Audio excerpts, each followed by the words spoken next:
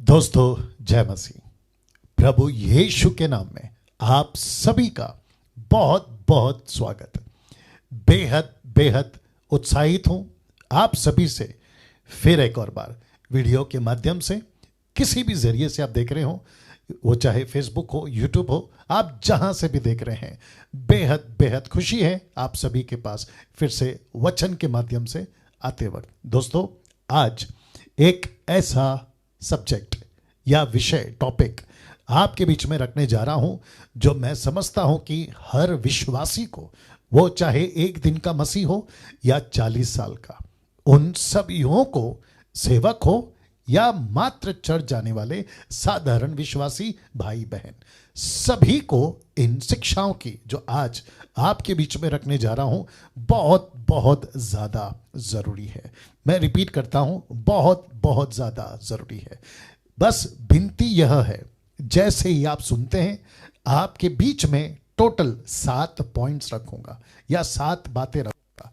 अगर आपको लगता है अच्छी हैं, आपने सीखा है, आपकी उन्नति हुई है और आप जानते हैं ये ऐसा विषय है जो सभी मसीह भाई बहनों तक पहुंचना जरूरी है, बस इतना सा विनती करूंगा, खुद तक मत रखिएगा बल्कि दूसरों तक भी पहुंचाइएगा। दोस्तों, मैं जानता हूं परमेश्वर अपने वचन के द्वारा आजकल जिंदगियां बदल रहा है। एक ऐसा युग, एक ऐसी सदी में हम जी रहे हैं जहां परमेश्वर अपने वचन के माध्यम से कईयों की जिंदगी बदल रहा है। उसी कड़ी में आज आपके बीच में ये मुद्दा, ये विषय, इस टॉपिक को रखने जा रहा हूं। क्या हम सब तैयार हैं? आइए देखते हैं। अब मैं हट जाऊंगा आप सभी के बीच में, बिल्कुल स्क्रीन के ऊपर जो पीछे है वहां पे एक एक स्लाइड आपको दिखाते समझाते हुए चलूंगा और आखिर में समाप्ति के पहले फिर आऊंगा और आपके साथ में चंद बातें करके हम समाप्त करेंगे। तैयार रहिएगा, देखते हैं क्या क्या चीजें हैं। जी दोस्तों, सबसे पहले जिस विषय पे आज हम बात कर रहे हैं, जिस विषय पे आज हम बात कर रहे हैं वह है 7 मसीह सिद्धांत जो हर विश्वासी को जानना जरूरी है। जी दोस्तों, आपके ठीक स्क्रीन के ऊपर 7 मसीह सिद्धांत जो हर विश्वासी को जानना जरूरी है, जिसको मैंने इंग्लिश में लिखा है क्राइस्ट साउंड डॉक्ट्रिन। जी दोस्तों, ये साथ साथ में चलता रहेगा ना। कुछ वचन आपके बीच में रखूंगा, फिर उसके बाद में एक एक जो सिद्धांत है उसको समझाते हुए चलूंगा। वक्त का चिंता मत करिए, बहुत अच्छी चीज आपके बीच में रख रहा हूं। वीडियो थोड़ा लंबा होगा लेकिन बहुत कुछ सीखोगे। सबसे पहला एक वचन आपके बीच में, आपके स्क्रीन के ऊपर आप देख रहे हैं, वह है यूहन्ना की किताब, उसका 7 का 17, जॉन चैप्टर 7 एंड वर्स 17। लिखा है, यदि कोई उसकी इच्छा पर चलना चाहे, किसकी? परमेश्वर की इच्छा पर चलना चाहे, तो वह इस उपदेश के विषय में जान जाएगा कि वह परमेश्वर की ओर से है। क्या उपदेश, क्या डॉक्ट्रिन, क्या सिद्धांत। यीशु अपने चेलों को, शास्त्री फरीसियों को, उस वक्त की भीड़ को, और जो लेखक है यूहन्ना, ये संबोधित लोगों को बताते चला। और आज आपके बीच में मैं बता रहा हूं कि उपदेश, डॉक्ट्रिन, यीशु की शिक्षा, कहता है यीशु, कहता है परमेश्वर की उपदेश है ये। इसलिए लिखा है, यदि कोई उसकी इच्छा पर चलना चाहे तो वह इस उपदेश के विषय में, जो उस वक्त यीशु दे रहे थे, याद रखिएगा, लिखा है जान जाएगा कि वह परमेश्वर की ओर से है या मैं अपनी ओर से कहता हूं। इसका मतलब है उपदेश जो सही है, डॉक्ट्रिन जो सही होती है, वो परमेश्वर की ओर से होती है। पहला वचन ये। दूसरा, मत्ती की किताब 28 का 20, बहुत ध्यान से देखिएगा। लिखा है, उन्हें सब बातें जो मैंने तुम्हें आज्ञा दी है मानना सिखाओ। और फिर आप नीचे देख सकते हैं क्या सिखाना है, साउंड डॉक्ट्रिन्स। किसकी? क्राइस्ट की। वापस कह देता हूं, यीशु ने अपने 11 चेलों को, उसके बाद 120 को, उसके बाद 3000 को, उसके बाद मुझको और आपको ये कहा है कि वे बातें, आप देख सकते हैं, उन्हें सब बातें जो मैंने तुम्हें आज्ञा दी हैं मानना सिखाओ ना। दूसरा वचन, पौलुस एक चेला जिसका नाम है तीतुस, इंग्लिश में इसको टाइटस कहते हैं, कहता है टाइटस चैप्टर 2 वर्स 1 कहता है, पर तू ऐसी बातें कहा कर, बहुत ध्यान से सुनिएगा, ऐसी बातें कहा कर जो खरे उपदेश के योग्य हैं। इसका मतलब क्या है? Christ sound doctrine.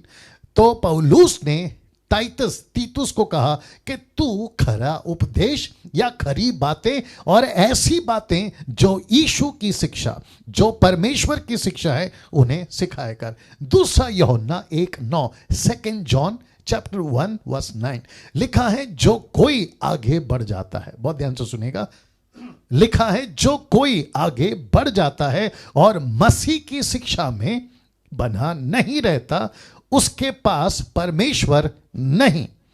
जो कोई उसकी शिक्षा में स्थिर रहता है, उसके पास पिता भी है और पुत्र भी। अब सोचिए आप, कितना जरूरी है कि परमेश्वर की शिक्षा, मसीह की शिक्षा, यीशु की खरी शिक्षा, जिसको अभी ठीक एक स्लाइड पहले पौलुस ने तीतुस को कहा, ऐसी बातें कर, ऐसी बातें सिखा। और याद रखिए, यहां पर तीतुस एक ऐसा चेला जो पौलुस का हिस्ट्री के मुताबिक और बाइबल के मुताबिक, मैं गलत भी हो सकता हूं, आखिरी चेला दिखता हुआ दिखाई देता है। उसके बाद कई भी होंगे, लेकिन लिखित में, पुस्तक में यह एक ऐसा चेला, दूसरे शब्दों में पहली सदी की आखिरी क्या कहते हैं, चेला या डिसाइपल, एक ऐसा व्यक्ति जिसको पौलुस कहता है खरी बातें सिखाना। ना दोस्तों, हम सभी को समझना बहुत जरूरी है कि ऐसा क्यों, क्योंकि हम सभी जानते हैं कि शिक्षा यीशु की अगर नहीं जा रही है कलीसिया में, साउंड डॉक्ट्रिन अगर नहीं जा रहा है कलीसिया में, तो प्रश्न उठता है फिर क्या जा रहा है? जी दोस्तों, शैतान की शिक्षा, जिसके ऊपर मैं पिछले संडे बात कर चुका हूं और आप लोग सब जानते भी हैं ना। मुझे आपके बीच में 7 सिद्धांत मसीह के रखने दीजिए। तो आइए देखते हैं क्या क्या हैं 7 मसीह सिद्धांत। आप यदि तैयार हैं, मैं रखने जा रहा हूं। सबसे पहला, बाइबल, ब्रैकेट में लिखा है वर्ड ऑफ गॉड। जैसे ही हम बाइबल कहते हैं, परमेश्वर का वचन कहते हैं, पवित्र शास्त्र कहते हैं, बहुत बहुत ध्यान से सुनना होगा। अभी अगला स्टेटमेंट, परमेश्वर का वचन को ही हम बाइबल कहते हैं और बाइबल को ही हम परमेश्वर का वचन कहते हैं। इसका मतलब यह हुआ, बड़े ध्यान से देखिएगा, मत्ती 4:4, मैथ्यू 4:4 और व्यवस्था विवरण 8:3, डिट्रोनॉमी चैप्टर 8 वर्स 3। आइए देखते हैं हूबहू पैरेलल, जिसको मूसा के द्वारा परमेश्वर ने तब उनको कहा था और यीशु जी ने लूसीफर को, जब वो 40 दिन के फास्टिंग में थे, उपवास में थे, तब कहा था। देखते हैं क्या है लिखा है। उसने उत्तर दिया कि लिखा है, मत्ती 4:4 पढ़ रहा हूं, लिखा है कि उसने उत्तर दिया कि लिखा है कि मनुष्य केवल रोटी ही से नहीं। तो कहां लिखा है? व्यवस्था विवरण 8:3 मैं पढ़वाऊंगा। लिखा है मनुष्य केवल रोटी ही से नहीं, परंतु हर एक वचन से जो परमेश्वर के मुख से निकलता है जीवित रहेगा। ये रहा व्यवस्था विवरण 8:3। लिखा है उसने तुझको नम्र बनाया और भूखा होने दिया, फिर वह मन्ना जिसे ना तू और ना तेरे पुरखा ही जानते थे, वही तुझको खिलाया, इसलिए कि वह तुझको सिखाए। बहुत ध्यान से देखिएगा कि वो तुझको सिखाए कि मनुष्य केवल रोटी ही से नहीं जीवित रहता, परंतु जो जो वचन, शिक्षा, वचन, डॉक्ट्रिन, सिद्धांत, परंतु जो जो वचन, परमेश्वर का वचन यहोवा के मुख से निकलता है, उन्हीं से वह जीवित रहेगा।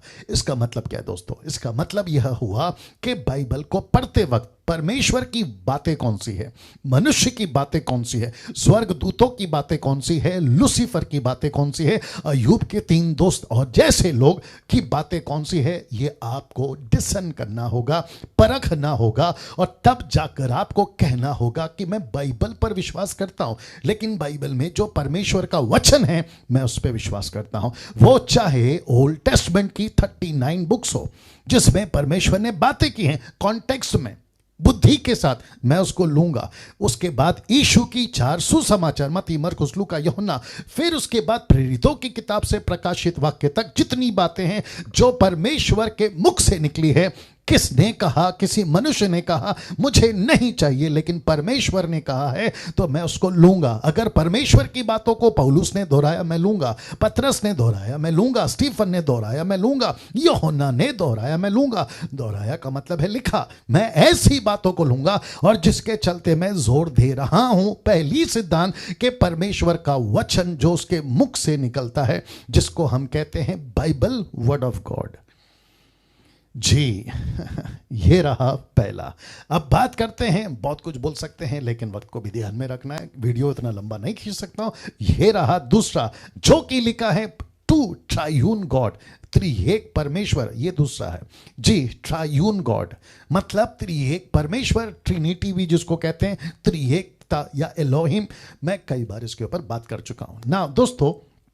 एक ऐसा वचन, रोमियो की किताब उसका 11 का 33 से 34, the book of Romans chapter 11 verse 33 and 34। आइए देखते क्या लिखा है। लिखा है, आहा परमेश्वर का धन और बुद्धि और ज्ञान क्या ही गंभीर, ब्रैकेट में डेप्थ, क्योंकि मैं ट्रांसलेशन स्टडी करता हूं इसलिए बता रहा हूं।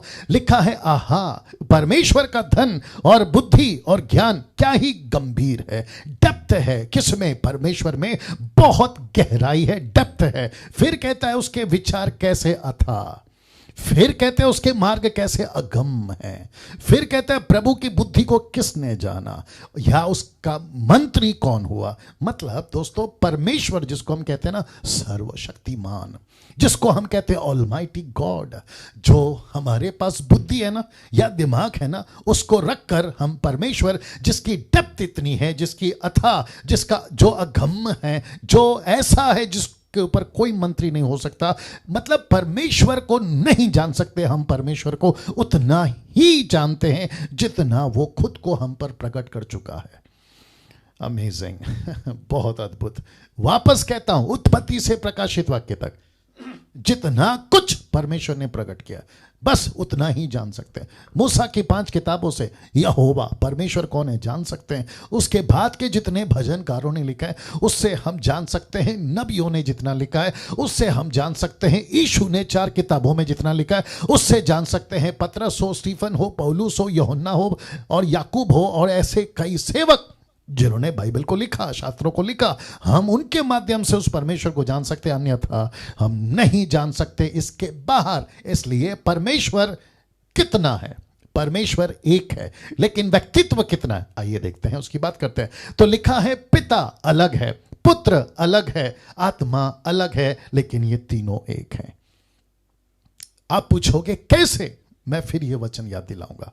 उसकी डेप्थ बहुत है, हम उसको उतना ही समझ सकते हैं जितना हमको प्रकट किया गया। अगर बाइबल कहती है पिता का व्यक्तित्व अलग दिखता है तो वो अलग है, पुत्र का व्यक्तित्व अलग दिखता है तो वो अलग है, आत्मा यानी पवित्र आत्मा का व्यक्तित्व अलग दिखता है तो वो अलग है। व्यक्तित्व का मतलब है पर्सनैलिटी, जिसके चलते बाइबल में ओल्ड टेस्टमेंट, न्यू टेस्टमेंट में बार बार देखने को मिलता है कि इन तीनों की शैली, पर्सनैलिटी, व्यक्तित्व कई तरीकों से हमको भिन्न अलग अलग काम करते हुए दिखती है। जी इसके ऊपर बहुत सारे बातें कर भी चुका हूं, बहुत सारे लोग करते भी हैं, लेकिन एक स्टेटमेंट दे देता हूं कि यहां पे तीनों अलग अलग हैं लेकिन तीनों एक हैं। ओके, नाउ पिता परमेश्वर है, ब्रैकेट में गॉड द फादर। दूसरा पुत्र परमेश्वर है, गॉड द सन। तीसरा आत्मा परमेश्वर है, गॉड द स्पिरिट। तो इसका मतलब है अगर कोई मूर्ख कहता है यीशु परमेश्वर नहीं हो सकता, पुत्र परमेश्वर नहीं हो सकता, हम ऐसों को कहना चाहते हैं जी आप अपना मुंह बंद रखें, क्योंकि सच्चाई, वास्तविकता यही है कि तीनों के तीनों परमेश्वर हैं। और इसका सबसे बड़ा सबूत है आदि में एलोहिम ने आकाश और पृथ्वी की सृष्टि की।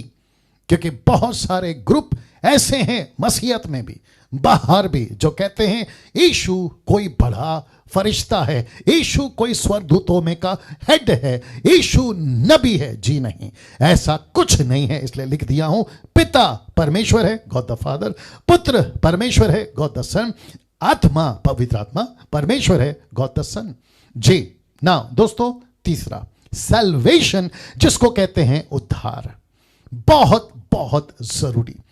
मैं समझता हूं कि पूरे मानव जाति के लिए आज की युग हो या जिस दिन से ये सुसमाचार का काम फैला है तब की बात हो, सैल्वेशन, उद्धार, मोक्ष, छुटकारा पाप से एक ऐसा कार्य यीशु ने किया और जिसके चलते पतरस ने यह स्टेटमेंट दिया। आइए देखते क्या लिखा है प्रेरितों की किताब उसका 4:12, the book of Acts chapter 4 verse 12 लिखा है, किसी दूसरे के द्वारा उद्धार नहीं है, किसी दूसरे के द्वारा उद्धार नहीं है, क्योंकि स्वर्ग के नीचे मनुष्य में और कोई दूसरा नाम नहीं दिया गया जिसके द्वारा हम उद्धार पा सकते हैं। ऐसा लिखा है क्योंकि स्वर्ग के नीचे, इसका मतलब है पृथ्वी पर दूसरा नाम नहीं दिया गया। अब आप पूछोगे डैनियल भाई ये नाम कौन है? मेरा हिंदू भाई, मुस्लिम भाई अगर देख रहा है इस वीडियो को तो ये तो जानेगा कि उद्धार, सैल्वेशन कैसे मिलता है। जी दोस्तों, रोमियो की किताब उसका 10:9, the book of Roman chapter 10 verse 9 लिखा है कि यदि तू अपने मुंह से, मैं रिपीट करता हूं कि यदि तू अपने मुंह से यीशु को प्रभु जानकर अंगीकार करे और अपने मन से विश्वास करे कि परमेश्वर ने उसे मरे हुओं में से जिलाया तो तू निश्चय उद्धार पाएगा। शब्द पे ध्यान दीजिएगा, लिखा है निश्चय, कंफर्म, निश्चय, पक्की बात है, 100% नहीं 1,00,000% बात है कि तेरा उद्धार हो चुका है।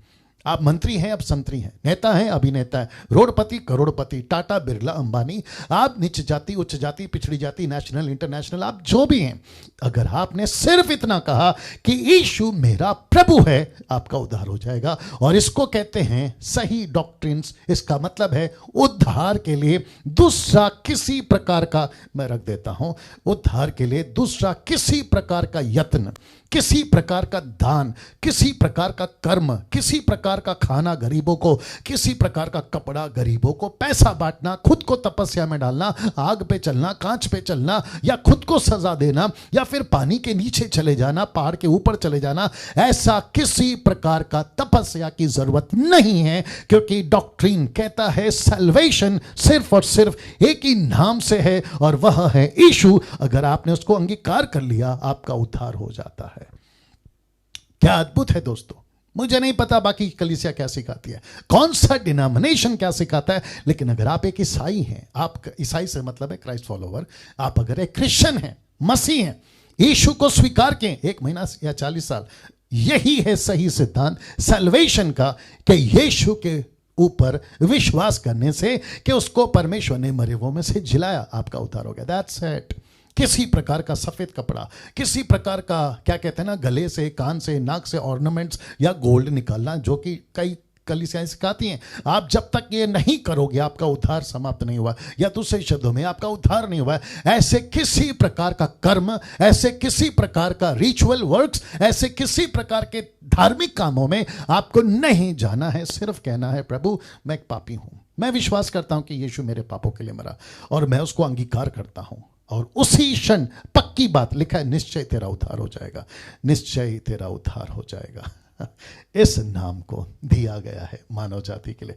नाउ दोस्तों, चौथा, बपतिस्मा डॉक्ट्रिन क्या कहती है, आइए देखते, क्योंकि बहुत सारे लोगों का अलग अलग है, लेकिन मुझे आपको कॉन्टेक्स्ट में स्क्रिप्चर क्या कहती है रखने दीजिए। तो चौथा डॉक्ट्रिन, सिद्धांत है बपतिस्मा।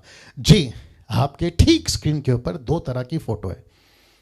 एक है जिसको कहते हैं स्प्रिंकलिंग बैप्टिज्म, यानी कि बच्चे का, और दूसरा है बड़े का, और दोनों को आप ठीक से देख लीजिएगा, पानी सर पे डाला जा रहा है जी, और जिसके चलते ये कहा जाता है कि आपका बपतिस्मा हो गया। अब ये कौन सा डिनोमिनेशन है मुझे उसकी तह में जाने की आवश्यकता नहीं है, आप लोग आगे समझदार हैं जी। और मैं इसलिए ऐसा करता हूं ताकि मेरी वीडियोस को काफ़ी लोग देख सकें और सबको पहुंचे, सांप भी मरे और लाठी ना टूटे, ये काम मैं करता हूं।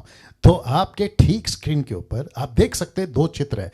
एक है बच्चा जिसका बपतिस्मा हो रहा है, और दूसरा है अच्छा खासा मैच्योर परिपक्व लड़का, आदमी, जिसका सर पे पानी डालकर बपतिस्मा घोषित कर दिया गया और उनको कहा गया कि आपका बपतिस्मा हो गया, और वो पूरी जिंदगी पीढ़ियों दर पीढ़ियां अभी तक चली आ रही है। वो संतुष्ट भी हो गए, कन्विंस भी हो गए, उन्होंने स्वीकार कर लिया है कि इसी तरीके का बपतिस्मा सही है। लेकिन आपको बताने दीजिए, आपको बताना चाहता हूं यह गलत है, ये बपतिस्मा सरासर गलत है। क्यों रखने जा रहा हूं? सबसे पहले चित्र देख लीजिए। बपतिस्मा जिसका कई टीचिंग मैं भी दे चुका हूं, कई लोग दे चुके हैं। बपतिस्मा ग्रीक वर्ड, यूनानी भाषा, बैप्टिस्मो या बैप्टिस्मो जिसका अर्थ होता है डुबाना। जी, उसको कहते हैं एक परिपक्व व्यक्ति, नॉट बच्चा। फोटो फिर दिखा देता हूं। बच्चा नहीं, नॉट बेबी, बच्चा नहीं, परिपक्व व्यक्ति जब वो समझ जाता है, चीजों को समझ लेता है, खुद को समझ लेता है, परमेश्वर को समझ लेता है, सच्चा ईश्वर, सच्चा खुदा, सच्चा परमेश्वर कौन है, जब वो समझ लेता है और अपने पापों को स्वीकार कर लेता है, उस दिन, उसी दिन, नॉट उस दिन, उसी दिन उसका बपतिस्मा लेने का हक बनता है। उसका बपतिस्मा लेने का हक बनता है। जी दोस्तों, और लिखा है डूब का बपतिस्मा, मतलब उसको डुबाना है। कितनी बार? सिर्फ एक बार, सिर्फ एक बार डुबाना है। जी दोस्तों, कैसे देना है और कौन से नाम से देना है? मत्ती की किताब उसका 28 का 19, मैथ्यू 28:19। आइए देखते क्या लिखा है। इसलिए तुम जाकर सब जाति के लोगों को चेला बनाओ, उन्हें पिता पुत्र पवित्र आत्मा के नाम से बपतिस्मा दो। तो शब्द को ध्यान दीजिएगा, लिखा है उन्हें पिता और पुत्र और आत्मा। वापस कहता हूं, पिता और पुत्र और पवित्र आत्मा। और पवित्र आत्मा इंग्लिश में आया Father and Son and Holy Spirit, baptize them. इसका मतलब क्या है? पिता, मैंने जैसे कहा ना, ट्राइयून गॉड में अलग है, पुत्र अलग है, पवित्र आत्मा अलग है, लेकिन तीनों एक है। और उसको समझने के लिए मैं बता चुका हूं, आपका ये दिमाग काम नहीं करेगा। जब हम जाएंगे ना स्वर्ग में तो सब चीजें क्लियर हो जाएगी, वो बात अलग है। वापस आते हैं, कुछ लोग कहते हैं कि हम यीशु के नाम से बपतिस्मा देंगे, क्योंकि दूसरा प्रेरितों की किताब उसका दूसरा अध्याय वचन 38 एक्ट चैप्टर 2 वर्स 38 में लिखा है कि पतरस ने कहा कि यीशु के नाम से बपतिस्मा लो। लेकिन 39, 40 एंड 41 आप पढ़िए, वहां यीशु के नाम से बपतिस्मा लिया, इसका कोई जिक्र नहीं है। सिर्फ इतना लिखा है कि उन्होंने बपतिस्मा लिया। तो यीशु के नाम का ये टीचिंग थी, यीशु की टीचिंग थी जो आपके ठीक स्क्रीन के ऊपर है। तो पतरस ने यीशु के नाम से नहीं दिया, पिता पुत्र पवित्र आत्मा के नाम से दिया। पौलुस ने भी यीशु की टीचिंग का बपतिस्मा दिया, ये यीशु की टीचिंग है। और लिखा है पिता पुत्र और पवित्र आत्मा के नाम से बपतिस्मा दिया। वो चाहे फिलिप हो, वो चाहे जॉन हो, वो चाहे कोई भी पहली सदी की कलीसिया हो, वो सब के सब इसी नाम से देते थे। क्यों? क्योंकि ये यीशु का स्टेटमेंट है ना। कुछ मूर्ख नहीं, महामूर्ख कहते हैं कॉन्स्टेंटाइन के टाइम 3rd सेंचुरी के बाद एक बहुत बड़ी मीटिंग बैठी, जिसमें वन गॉड और ट्राइयून गॉड की डिबेट चली, और जिसके चलते पहले ये स्क्रिप्चर नहीं था या ऐसा डॉक्ट्रिन नहीं था, बाद में ऐड किया गया। अच्छा तो फिर इसको फिलहाल एक तरफ रखते हैं। फिर प्रश्न उठता है कि अगर वन गॉड है तो 39 बुक्स में हमको 3 व्यक्तित्व कैसे दिखते हैं, 3 पर्सनैलिटी कैसे दिखते हैं? और पौलुस की लेटर में तीनों क्यों दिखते हैं? पतरस के स्टेटमेंट में तीनों क्यों दिखते हैं? जी बहुत बहुत बड़ा गड़बड़ कर रहे हैं ना दोस्तों। 5वां, और ये है चर्च, आपके बीच में जल्दी जल्दी रखता चला जाऊंगा। ये रहा 5th चर्च, 5वां चर्च। बहुत बारीकी से देखेगा क्योंकि सीखने लायक इसमें बहुत कुछ है और बहुत सारा मसाला इसमें, थोड़ा सा इसमें लंबा टाइम जाएगा, लेकिन देखते रहेगा। सबसे पहला ऐसा कुछ, फिर उसके बाद ऐसा कुछ, और अब ये स्टेटमेंट, ऐसे नहीं होते चर्च, ऐसे नहीं होते चर्च। मतलब इसको चर्च नहीं कहते, इसको चर्च नहीं कहते, ये धर्म है, ये क्रिश्चियन धर्म है। इसको कहते ईसाइयों की धर्म या धर्म का एक कार्य, ये है वो, इसको नहीं कहते। इसलिए मैंने लिखा है ऐसे नहीं होते चर्च। चर्च कैसे होता है और चर्च किसको कहते हैं? अगला फोटो देख लीजिएगा, जहां लिखा है 2 या 3 इकट्ठा हो, उसको कहते हैं चर्च। मैं रिपीट करता हूं, जहां 2 या 3 इकट्ठा हो उसको कहते हैं चर्च। मत्ती की किताब उसका 16 का 18, मैथ्यू 16:18 लिखा है, और मैं भी तुझसे कहता हूं, क्या कहता हूं? कि तू पतरस है और मैं इस पत्थर पर अपनी कलीसिया बनाऊंगा। ब्रैकेट में नीचे चर्च लिखा है। तो यीशु ने किसको कहा कि तू चर्च है? You are the church. यीशु ने पतरस को कहा। मैं वापस कह देता हूं, ये नहीं है चर्च, ये नहीं है चर्च, ये नहीं है चर्च, ऐसे नहीं होता है चर्च। मैं बाइबल की बात कर रहा हूं, बाकी क्या कहते हैं मुझे उससे कोई लेने देना नहीं। वचन क्या कहता है मैं वो रख रहा हूं। लिखा है जहां 2 या 3 इकट्ठा हो मैं उनके बीच में। मैथ्यू 18:20 आप सभी जानते हैं ना। मत्ती 16 का 18 पढ़ा चुका हूं, जो कि कहता है कि तू कलीसिया, 1 कुरिन्थियों 3:16। 1 Corinthians chapter 3 verse 16 कहता है, क्या तुम नहीं जानते कि तुम परमेश्वर का मंदिर हो और परमेश्वर का आत्मा तुम में बसता है या वास करता है। वाह, पौलुस को ऐसा क्यों कहने कहा पवित्र आत्मा ने? क्या तुम नहीं जानते कि तुम मंदिर हो? इसलिए पतरस को कहता है यीशु कि तू कलीसिया है। आज मैं आपको भी कहना चाहता हूं कि आप चर्च हैं। जैसे ही लॉकडाउन हुआ 7, 8, 9 महीने के आसपास, आप कौन से चर्च गए? कहीं नहीं। आप घर पर बैठे थे, तब कौन सा चर्च था? आप खुद ही, आपकी पत्नी, आप और आपके बच्चे, या आप माता पिता भाई बहन, उनको मिलाकर ही तो कहते हैं ना कि तुम वो कलीसिया हो। इसी को तो कहते हैं जहां 2 या 3 इकट्ठा हो वहां परमेश्वर है। तो परमेश्वर ऐसे किसी प्रकार का मूर्ति, स्टैचूज, वो चाहे जीसस की हो या मैरी की हो या किसी भी संतों की हो, ऐसे किसी स्टैचू को या इस प्रकार के कपड़े, किसी प्रकार का कोई भी गाइडलाइन बाइबल के अंदर नहीं है। और जिसके चलते मैंने आपके बीच में अभी एक फोटो रखने जा रहा हूं। मैं चाहता हूं कि आप लोग पहले उसको देख लें। ये रहा वो फोटो। जी दोस्तों, लिखा है आज 90% लोगों ने बिल्डिंग को ही चर्च समझ लिया है। माय गुडनेस, वापस कह रहा हूं, 90% लोगों ने बिल्डिंग को, बिल्डिंग कैसे, ऐसे वाली जिसको कहते हैं चर्च, आप सभी जानते हैं पूरी दुनिया में चर्च का मतलब ऐसा कुछ होता है। तो 90% लोगों ने इसी को चर्च समझ लिया है। यहां बाइबल तो है लेकिन बाइबल की बातें नहीं है। जी दोस्तों, आपने बिल्कुल ठीक सुना और आपने ठीक पढ़ा और आपने ठीक देखा। लिखा है यहां बाइबल तो है लेकिन बाइबल की बातें नहीं है। ऐसे चर्च आज, ऐसी बिल्डिंगों में, आज ऐसी बिल्डिंगों में कुछ ऐसी ऐसी बातें आ गई हैं जो ना कभी यीशु ने सिखाई थी, ना कभी पतरस ने सिखाई थी और ना ही कभी पौलुस ने सिखाई थी। ऐसी ऐसी बातें आ गई हैं चर्चेस में, और जिसका मतलब है कि यीशु की बाइबल तो है लेकिन बाइबल की बातें नहीं है। इसलिए मैंने ये लिखा कि आज ऐसी बिल्डिंगों में माफ करें, ऐसी बिल्डिंगों में, अब ये कौन सा डिनोमिनेशन है मैं नाम नहीं लूंगा, ये कौन सा ग्रुप है मैं नहीं बताऊंगा या नाम नहीं लूंगा, आप सभी जानते हैं। ऐसे बहुत सारे हजारों डिनोमिनेशन, ऐसे हजारों की तादाद में डॉक्ट्रिन पनपते जा रहे हैं, बनते जा रहे हैं प्रतिदिन, प्रति साल। और मैं समझता हूं, इसलिए लिखा है आज ऐसी बिल्डिंगों में कुछ ऐसी ऐसी बातें आ गई हैं जो ना कभी यीशु ने सिखाई थी, ना कभी पतरस ने सिखाई थी और ना कभी पौलुस ने सिखाई थी। मैं यीशु, पौलुस, पतरस को क्यों जोड़ रहा हूं? क्योंकि इनकी मिनिस्ट्री या सेविकाई हम न्यू टेस्टमेंट में बहुत ज्यादा देखते हैं। और मैंने पतरस का जिक्र किया कि तू कलीसिया है, हेड उस वक्त का बड़ा पतरस, जिसके चलते यीशु की सेविकाई का आरंभ हुआ था। नाउ दोस्तों, कौन कौन सी बातें आ गई हैं?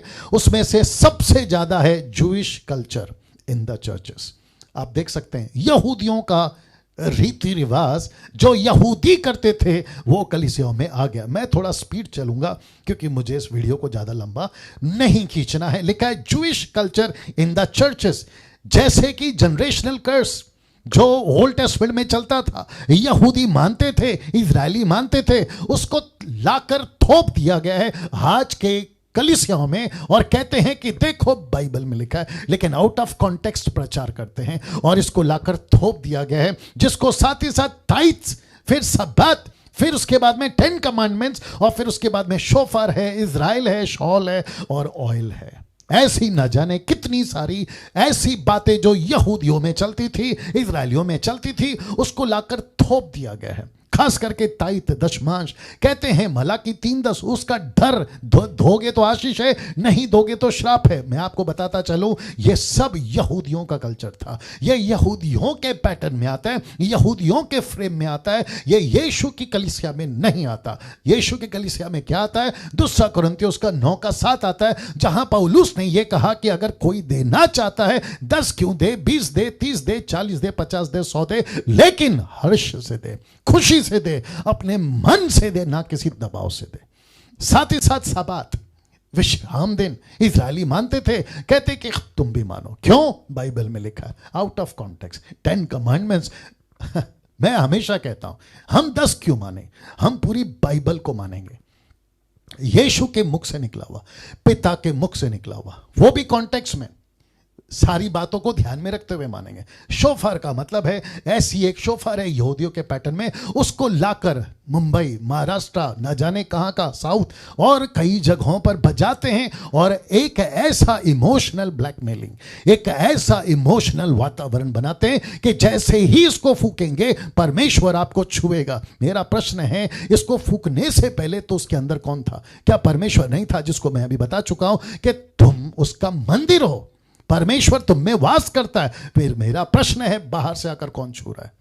ऐसी शिक्षाएं इजराइल से शॉल लाएंगे, कंधे पे लगा लेंगे, और फिर उनको ऐसा, जो रब्बी करते थे ना, रब्बी लोग करते थे ना, ऐसी वाली बातें आ गई हैं, और कहते हैं अगर ऐसा करोगे तो तुम्हारे ऊपर किसी प्रकार का अभिषेक है, वो एलिया और एलिशा वाला कॉन्सेप्ट। और साथ ही साथ ऑयल, वहां का ऑयल, वहां का पानी, वहां का नमक, न जाने क्या क्या। ऐसी किसी सिद्धांत को हम नहीं स्वीकार करेंगे, क्योंकि बाइबल में नहीं है। तो डॉक्ट्रिन, सिद्धांत, जो कि जूइश कल्चर मसीहत में घुस चुका है। दोस्तों फोटो देखिए, आपको इशारा तो मिल गया होगा। फोटो देखिए, और अब कुछ रख रहा हूं। यरूशलेम पवित्र नहीं है, परमेश्वर पवित्र है, क्योंकि कुछ लोगों ने यरूशलेम को पवित्र बना दिया। कहते वहां की जमीन पवित्र है, क्यों? यीशु चला था। वहां का यर्दन नदी पवित्र है, क्यों?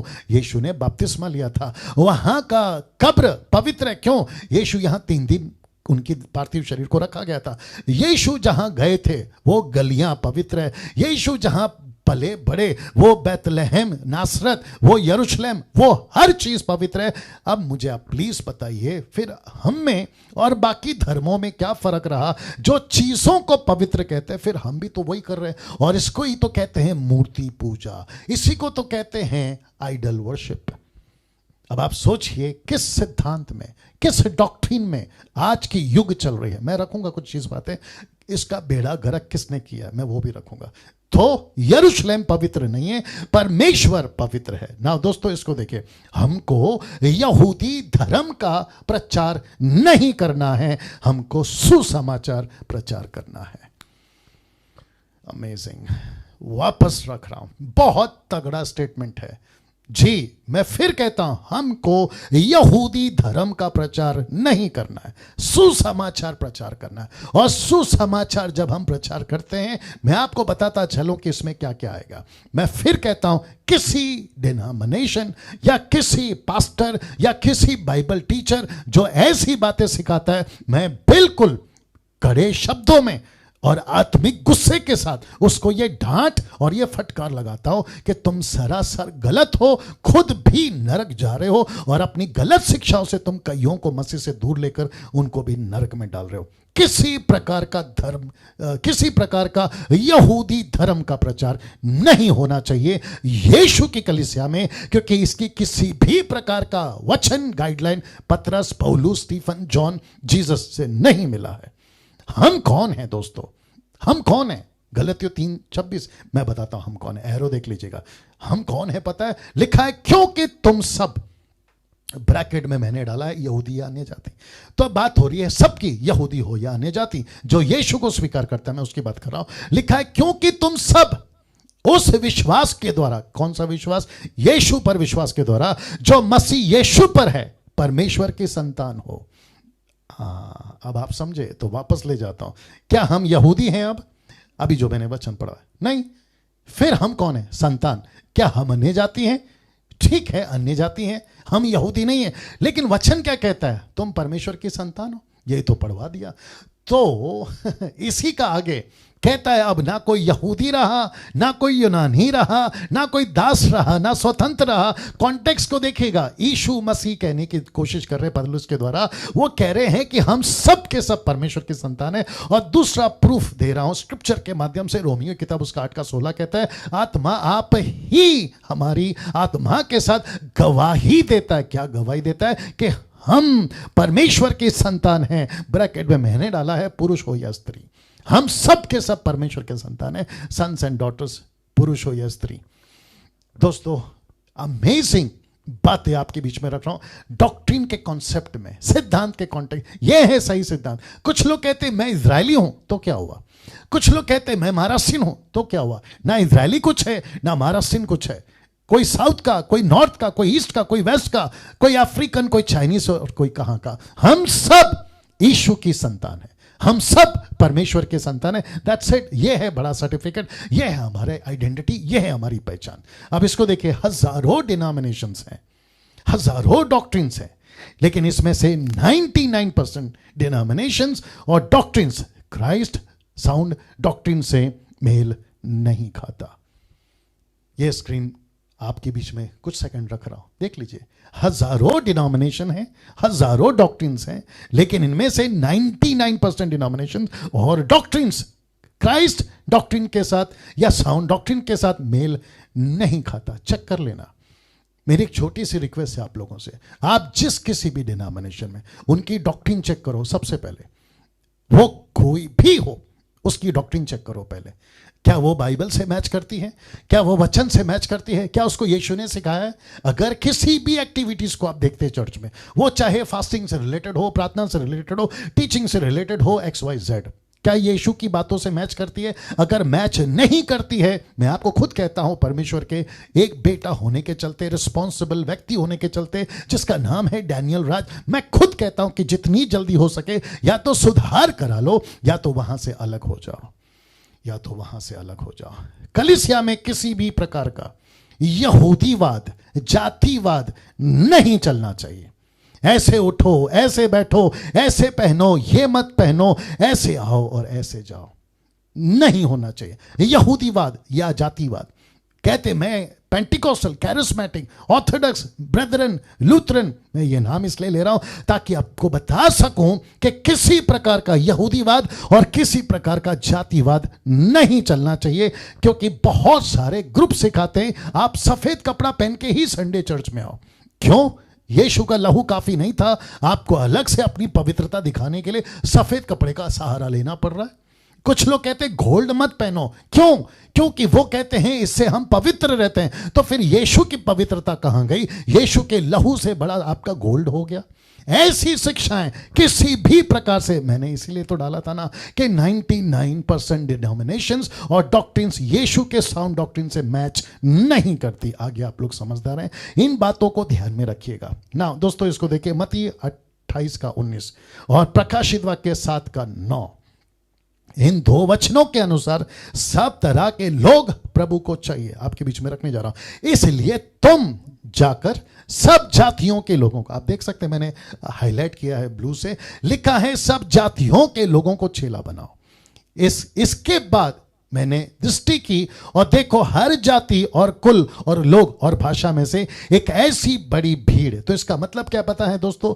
मत्ती 28:19 और प्रकाशित वाक्य 7:9, मैथ्यू 28:19, रेवलेशन 7:9 क्या कहता है? दो वचनों के द्वारा यीशु को हर प्रकार की जाति और हर प्रकार का धर्म, हर प्रकार का कल्चर यीशु को अपने राज्य में चाहिए। और वो चाहे जापानीज हो, अफ्रीकन हो, यूरोपियन हो, एशियंस हो, सरदार पगड़ी के साथ आए, मद्रासी लुंगी के साथ आए, जो जैसा है वो वैसा ही आए, जो जैसा है वो वैसा ही आए। मैं समझता हूं कि आप समझ रहे होंगे कि यीशु की शिक्षा ऐसी थी। मैं वापस आपको पीछे ले जाता हूं और यह वचन आपको बताता हूं, लिखा है सब जातियों में जाओ। तो सब जातियों में जाओ, तो जो जिस जाति का है उसके कपड़े, उसके कल्चर, उसका खाना, उसका रहन सहन, उसकी बातों को नहीं बदलना है, उसकी जिंदगी, उसका जीवन बदलना है। बाकी सब परमेश्वर का काम है, उसको क्या करना है और क्या नहीं करना। लेकिन कुछ लोग हैं, मैं रखूंगा, इसलिए वापस कहता हूं, जापानीज हो, अफ्रीकन हो, यूरोपियन हो, एशियंस हो, सरदार पगड़ी के साथ आ सकता है, मद्रासी लुंगी के साथ आ सकता है, जो जैसा है वो वैसा ही आए। दोस्तों, इसको देखिए, कुछ 2 डिकेड से, यानी कि 20 साल से, मैं 27 साल से मिनिस्ट्री में हूं, मैं इस चीज को बहुत बारीकी से देख रहा हूं। देखिए क्या लिखा है, लिखा है कुछ 2 डिकेड से, यानी कि 20 सालों में बहुत से इंडिपेंडेंट पास्टरों ने गड़बड़ी की है डॉक्ट्रिन के क्षेत्र में। मैं रिपीट कर रहा हूं, कम से कम 2 डिकेड से 20 सालों में बहुत सारे इंडिपेंडेंट पास्टरों ने, ये ऐसे पास्टर्स हैं, मैं रखूंगा, ये ऐसे पास्टर्स हैं जिनको किसी प्रकार की, सबकी बात नहीं कर रहा हूं, 90% की बात कर रहा हूं, 10% अच्छे लोग हैं, ऐसे लोग हैं जिनको किसी प्रकार की बुलाहट नहीं है। जब इनको बुलाहट नहीं है, मैं रखूंगा, जब इनको बुलाहट नहीं है तो ये अपनी डॉक्ट्रिन पैदा करते हैं, ये अपने तरीके से चलते हैं। इनको कौन लीड कर रहा है मैं वो भी बताऊंगा। ऐसे चलते ये गड़बड़ियां करते, किसके क्षेत्र में? डॉक्ट्रिन के क्षेत्र में। इसको देखिए, एक फैशन सा बन गया है। क्या चीज का रखने जा रहा हूं? एक फैशन सा बन गया है। Pastors, profits, apostle, bishop, teacher, preacher, gospel singer, musicians, ये एक ऐसा फैशन बन गया है। कभी भी आधी रात को उठकर कोई पास्टर बन जाएगा, कोई शंका की बात नहीं, कोई दिक्कत की बात है, अचानक से बन जाएगा। डिग्री बिकती है 200, 500, 1000 रुपए में। प्रॉफिट की डिग्री बिकती है, अपोस्टल की डिग्री बिकती है, बिशप की डिग्री बिकती है। मेरे पास कितने कॉल्स आते थे। टीचर्स, प्रीचर्स, गॉस्पल सिंगर का तो मजाक बन गया। हर एक लड़का या हर 2 लड़के के बाद में, मसीहत की बात कर रहा हूं, लड़का हो या लड़की हो, अगर उसको गाना गाने आ गया और उसको गिटार बजाने या कीबोर्ड बजाने आ गया तो वो खुद को गॉस्पल सिंगर घोषित कर देगा और म्यूजिशियन घोषित कर देगा। और अब इसको देखिए, बुलाहट का इंतजार नहीं करते ये लोग, बुलाहट का इंतजार नहीं करते। पास्टर डैनियल, आप जजमेंटल हैं? जी नहीं। आपको कोई दुख है, इतराज है इनके पास्टर बिशप से बनने से? जी नहीं, मुझे दिक्कत है इससे। ये वचन देख लीजिए, लिखा है मत्ती 15:13। उसने उत्तर दिया, किसने? यीशु ने। लिखा है हर पौधा, मिनिस्ट्री की बात कर रहा था यीशु, सेवा की बात कर रहा था यीशु। लिखा है हर पौधा जो मेरे स्वर्गीय पिता ने नहीं लगाया उखाड़ा जाएगा, उखाड़ा जाएगा, उखाड़ा जाएगा। मैं कुछ वचन और भी रखूंगा, लेकिन मैं इसको यहां रख रहा हूं। मुझे दिक्कत नहीं है, तुमको क्या बनना है बनो, लेकिन तुम क्या कर रहे हो पता है? तुम एक, सबसे पहली बात तो तुमने जगह ऑक्यूपाई कर दी, मतलब किसी और की जगह थी तुमने ले ली। और मसीह समाज में, मसीह मार्केट में, मसीह समाज में कुछ ऐसे लोग घूम रहे हैं जिस पौधे को, जिस पेड़ को परमेश्वर ने लगाया ही नहीं। अब आप सोचिए, अगर वो पेड़ परमेश्वर का नहीं है, पौधा परमेश्वर का नहीं है, तो उसमें उगने वाला फल, फ्रूट्स, वो किसका है और वो किस प्रकार की टीचिंग दे रहा है? और आपको सभी को पता है, ऐसे प्रचार निकलते इनके मुंह से, ऐसे गाने निकलते इनके मुंह से, ऐसी म्यूजिक बजती इनके हाथों से जो मसीहत में सूट नहीं करती, मसीहत को मैच नहीं करती, किसी भी तरीके से भक्ति गंभीरता नहीं दिखती। इसके चलते बात कर रहा हूं। अब इसको देखिए, 5-fold मिनिस्ट्री। ये कौन सा डॉक्ट्रिन है चर्च का? 5-fold मिनिस्ट्री परमेश्वर खुद नियुक्त करेगा, हम अपनी मनमानी ना करें। मैं इनको कह रहा हूं, इन सबको कह रहा हूं, ये 5-fold मिनिस्ट्री में आते हैं। मैं इन सबको कह रहा हूं 5-fold मिनिस्ट्री। आप खुद को कहते हैं ना मैं 5-fold मिनिस्ट्री में हूं, ठीक है ना, बात करते हैं ना। लिखा है 5-fold मिनिस्ट्री परमेश्वर खुद नियुक्त करेगा, हम अपनी मनमानी नहीं करेंगे। एक रात में पास्टर, बिशप, एवेंजलिस्ट, प्रॉफिट, न जाने क्या क्या आप नहीं बन सकते। कैसे? 1 कुरिन्थियों 12:28, 1 कुरिन्थियन 12:28 लिखा है परमेश्वर ने कलीसिया में, इंग्लिश में लिखा है इन द चर्च, लिखा है परमेश्वर ने कलीसिया में अलग अलग व्यक्ति नियुक्त किए। ये व्यक्ति कौन है जिनको अलग अलग नियुक्त किया है? रख रहा हूं। प्रथम प्रेरित, दूसरे भविष्यवक्ता, तीसरे शिक्षक, फिर सामर्थ के काम करने वाले, फिर चंगा करने वाले, उपकार करने वाले, प्रधान, नाना प्रकार की भाषा बोलने वाले। नाना प्रकार की भाषा मतलब लैंग्वेज, नॉट जिब्रिश, जी उसको क्लियर करेंगे बाद में। देखिए क्या लिखा है, व्यक्तियों को नियुक्त करता है परमेश्वर। वापस डालता हूं, पास्टर को नियुक्त करता है परमेश्वर। खुद की मनमानी मत चलाया करो। परमेश्वर प्रकट करता है या नियुक्त करता है प्रॉफिट को, नियुक्त करता है अपोस्टल को, बिशप को, टीचर को, प्रीचर को, गॉस्पल सिंगर को या म्यूजिशियन। गॉस्पल सिंगर तो खैर वैसे भी लिस्ट में नहीं है, लेकिन मैं फिर भी बता रहा हूं, इन सबको नियुक्त करता है परमेश्वर। इसलिए लिखा है कि अपनी मनमानी मत चलाओ।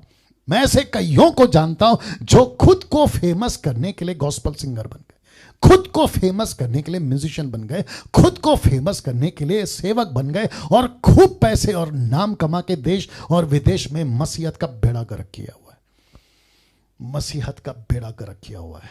पास्टर डैनियल, आप इतना खुलकर बात कैसे कर लेते हो? मैं तो कम से कम बातें कर रहा हूं, तुम लोगों तो हरकतें करते हो। इसके चलते मैंने यह वचन डाला है। नाउ प्रश्न उठता है 1 कुरिन्थियों का 12 का 29 से 31 में, क्या सब प्रेरित हैं? आप देख सकते हैं ब्रैकेट में, नो। क्या सब भविष्यवक्ता हैं? Answer is no. क्या सब उपदेशक हैं? नो।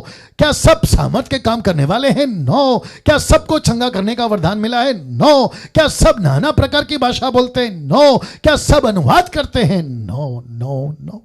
इसका मतलब क्या है? वचन कहता है नहीं नहीं नहीं, सब प्रेरित नहीं बन सकते। मेरा प्रश्न है फिर, ये एक रात में ये सारे के सारे आ कहां से जाते हैं? एक फैशन सा चला हुआ है चर्च में, हर 3 व्यक्ति में से एक व्यक्ति पास्टर दिखेगा, या अचानक से कोई प्रॉफिट बन जाएगा, अचानक से कोई अपोस्तल बन जाएगा या बिशप बन जाएगा। उनके कपड़े चेंज, उनकी बातें चेंज, उनका व्यवहार चेंज, उनका एटीट्यूड चेंज। हद होती है। और गॉस्पल सिंगर का तो तमाशा है साहब, एक गाना हिट नहीं होता कि इनको तो घमंड चढ़ जाता है। और ये ऐसा बिहेव करते हैं, बिजनेस क्लास का टिकट मांगते हैं, ऊपर से 5 स्टार होटल का क्या कहते हैं सर्विस मांगते हैं। और इनकी जो डिमांडें है ना, कुछ लोगों को तो मैं जानता ही हूं, इनकी डिमांडें हैं 50,000, 1 लाख। हद हो गई यार। नरक में कीड़े खाएंगे तब पता चलेगा ना। दोस्तों, वक्त को ध्यान में रखते हुए बात करूंगा। 6वां, होली स्पिरिट मिनिस्ट्री। मैं जानता हूं, मैंने पहले शुरू में कहा वक्त लगेगा। 6th doctrine, Holi spirit ministry, बहुत पावरफुल है।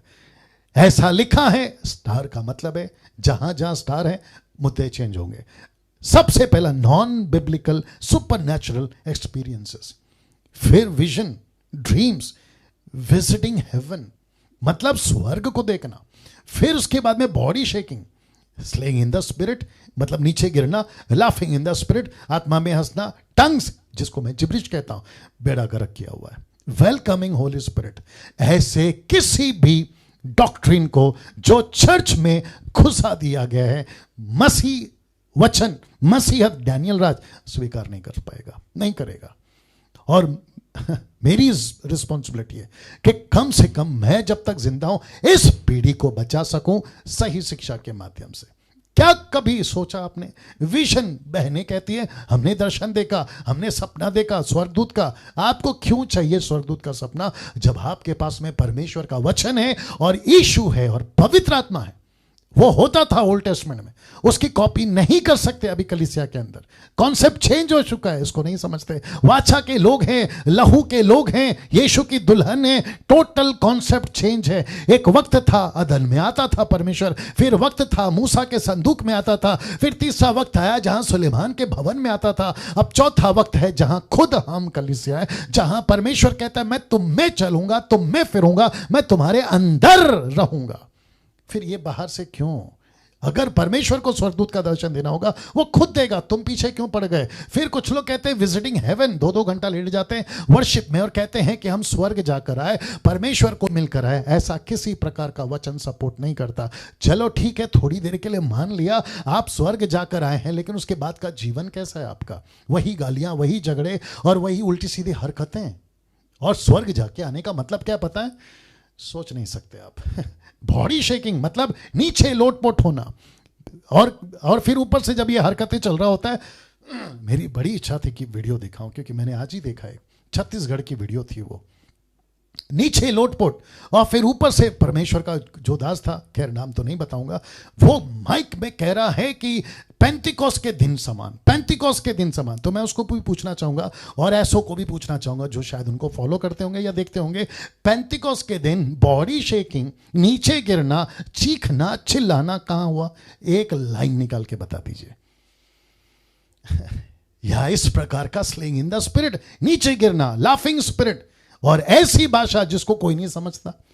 पेंतिकोस के दिन सबसे पहला ये तो पता लगाओ कि हुआ क्या था। और ये आखिरी वाला देख लीजिए, वेलकमिंग होली स्पिरिट, जिसको मैं कई बार बोलता हूं, ऐसी किसी प्रकार का सिद्धांत या डॉक्ट्रिन नहीं है। एक बार आपका जब उद्धार हो जाता है ना, आपको किसी प्रकार का वेलकम करने की जरूरत नहीं है। किसको? पवित्र आत्मा को, क्योंकि वो आपके अंदर है। ये इतनी सिंपल सी बात क्यों नहीं समझ में आती? कहते हैं चर्च में स्वागत कर रहे हैं, तो चर्च में तो सभी विश्वासी हैं। फिर कहते फिर कौन सा गाना गाए? यह तो आपको प्रभु से पूछना चाहिए, यह तो आपको पवित्र आत्मा से पूछना चाहिए। हद हो गई यार। पहला कुरिन्थियों 12:32, 1 कोरिन्थियन 14:32 लिखा है, भविष्यवक्ताओं की आत्मा भविष्यवक्ताओं के वश में है। पहला कुरिन्थियों 14:33, 1 कोरिन्थियन 14:33, क्योंकि परमेश्वर गड़बड़ी का नहीं परंतु शांति का करता है, जैसा पवित्र लोगों के सब कलीसियाओं में है। ऐसा नीचे गिरना, बॉडी शेक करना, हंसना, चीखना, और वो भी ऐसा लगता है कि इनको दुष्ट आत्मा पकड़ा हुआ है। ऐसी हरकतों के खिलाफ बहुत गुस्से में, आत्मिक गुस्से में और बहुत कठोर शब्दों में मैं इसको टोटली डिनाई और कैंसिल करता हूं। ऐसा कोई एक्टिविटीज परमेश्वर के वचन में नहीं है। यह रहा आखिरी 7वां, गॉस्पल ब्रैकेट में सुसमाचार। कुछ 5 तरह के गलत सुसमाचार पहले सुन लीजिए, फिर सही क्या है आप ही को पता चल जाएगा। सबसे पहला मोटिवेशनल प्रीचिंग, जिसको हिंदी में कहते हैं प्रेरणादायक प्रचार।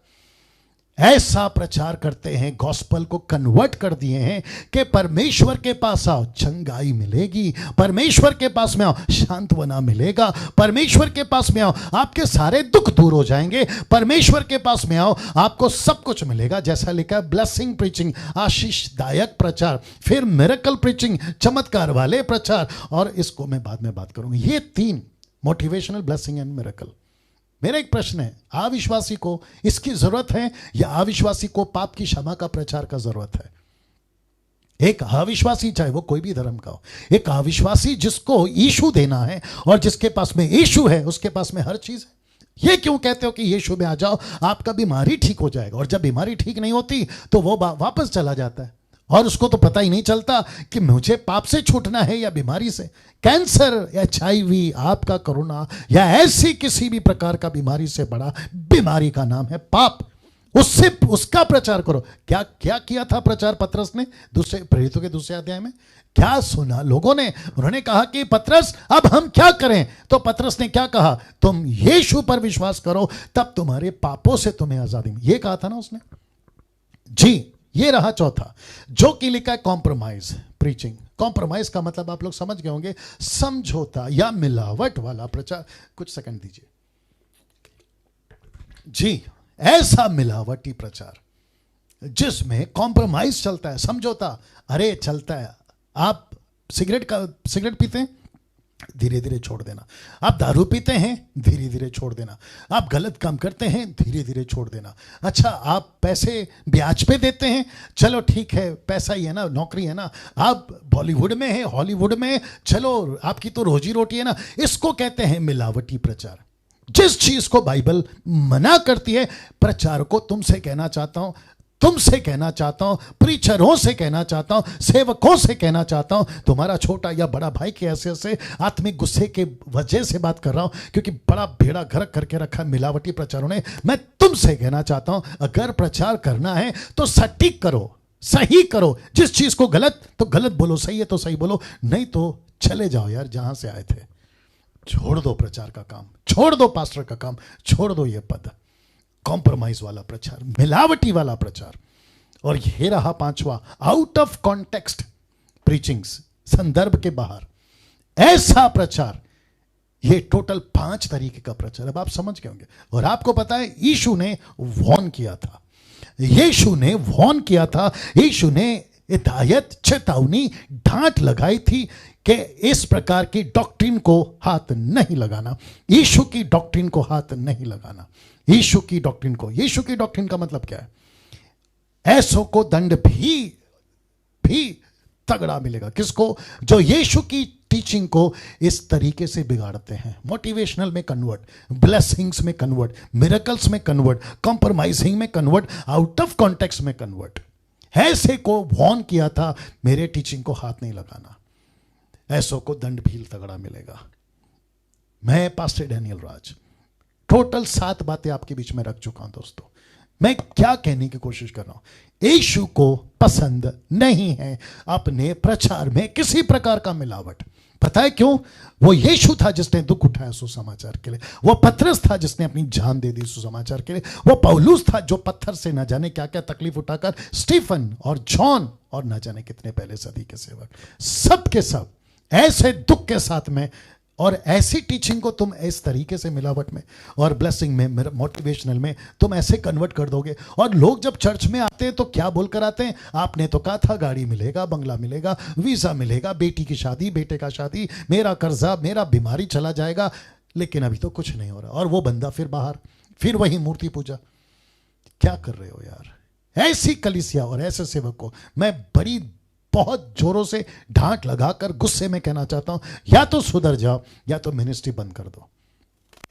यीशु ने क्या वार्न किया था? मत्ती 5:19 लिखा, इसलिए जो कोई इन छोटी से छोटी आज्ञाओं में से किसी एक को तोड़े और वैसा ही लोगों को सिखाए, वह स्वर्ग के राज्य में सबसे छोटा कहलाएगा, परंतु जो कोई इनका पालन करेगा, उन्हें सिखाएगा, वो स्वर्ग के राज्य में महान कहलाएगा। प्रकाशित वाक्य 22:18-19। मैं हर एक को जो इस पुस्तक की भविष्यवाणी की बातें सुनता है गवाही देता हूं कि यदि कोई मनुष्य इन बातों में कुछ बढ़ाए तो परमेश्वर उन विपत्तियों को बढ़ाएगा, तो परमेश्वर उन विपत्तियों को इस पुस्तक में जो लिखी है उस पर बढ़ाएगा। यदि कोई इस भविष्यवाणी की पुस्तक की बातों में से कुछ निकाल डाले तो परमेश्वर जीवन के पेड़ और उस पवित्र नगर में से जिसकी चर्चा इस पुस्तक में है उसका भाग निकाल देगा। इसका मतलब क्या है दोस्तों? हम सभी को समझना बहुत जरूरी है, बहुत जरूरी है, बहुत जरूरी है दोस्तों। आपके बीच में इस वक्त में परमेश्वर के वचन को लेकर 7 तरह की सही सिद्धांत, डॉक्ट्रिन आपके बीच में बात किया हूं। अब आपका मर्जी, आप इसको कितना सुनते हैं, आप कितना इसको एक्सेप्ट करते हैं। जो अभी देख रहा है, मैं आपसे बात कर रहा हूं, जो अभी देख रहा है, आप कौन है मुझे नहीं पता, आप किस चर्च के हैं मुझे नहीं पता, लेकिन क्या आपके चर्च में, क्या आपका पास्टर, क्या आपका बाइबल टीचर, क्या आपका इंटरनेशनल सो कॉल्ड प्रीचर, क्या ये 7 डॉक्ट्रिन में फिट बैठता है? अगर नहीं बैठता है तो आपको सोचना पड़ेगा, फिर आपकी फाउंडेशन हिल जाएगी। जी दोस्तों, नाउ मैं यहां समाप्त कर रहा हूं। जितने भी अभी मुझे देख रहे हैं, मेरी सिर्फ आपसे एक रिक्वेस्ट है जो मैंने शुरू में किया था। अगर आपको लगता है कि यस पास्टर डैनियल ये बिब्लिकल है, ये सही सिद्धांत है, मैं रिक्वेस्ट करता हूं खूब शेयर करिए, उन तक पहुंचाइए, क्योंकि इसी बेस पर मैंने कहां से बात करी? बाइबल से। मैं कैथलिक हूं? नहीं। मैं पेंटिकोस्टल हूं? नहीं। मैं कैरिस्मेटिक हूं, ऑर्थोडॉक्स हूं, ब्रेदरन हूं, लूथरन हूं? नहीं। मैं यीशु का संतान हूं। वाह मैं यीशु का संतान, उस वसीले से बात कर रहा हूं। और एक ही है यीशु यूनिवर्सल चर्च। ये टुकड़े तो यहां हुए और मुझे नहीं पता क्यों हुए, नहीं होना चाहिए था। अब आपके पास मैसेज पहुंच गया, आपकी मर्जी, आप इसके साथ क्या करते हो। प्रभु आपको आशीष दे। फिर अगली वीडियो के साथ में फिर कभी मुलाकात होगी। अपना ख्याल रखिएगा। जय मसीह।